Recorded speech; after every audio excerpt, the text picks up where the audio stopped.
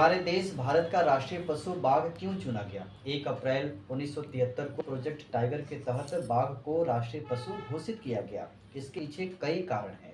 सबसे पहला, हमारे देश भारत में बाघों की संख्या लगातार कम होती जा रही है, जिसे बचाने के लिए बाघों को एक राष्ट्रीय पशु का दर्जा दिया गया। और बाघ एक की स्टोन प्राणी है, यानी जंगलों में रहते हुए जंगल के किसी भी पेड़ पौधों किसी भी पत्तियों को बाघ बिल्कुल नहीं खाता, बल्कि इन जंगलों को नुकसान पहुंचाने वाले शाकाहारी जानवरों जैसे हिरन, हाथी, इन सब की संख्या को कम करने का काम करता है और इस तरह से जंगलों की रक्षा करता रहता है। बाघ शक्ति, स्फूर्ति और सुंदरता का प्रतीक है। इस वजह से बाघ को एक राष्ट्रीय पशु के रूप में चुना गया, जो कि इतने सारे गुण दूसरे किसी जानवर में नहीं है और इस तरह से बाघ हमारे पर्यावरण के लिए बहुत ही महत्वपूर्ण जानवर है।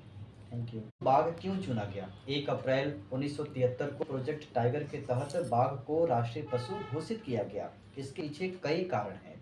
सबसे पहला, हमारे देश भारत में बाघों की संख्या लगातार कम होती जा रही है, जिसे बचाने के लिए बाघों को एक राष्ट्रीय पशु का दर्जा दिया गया।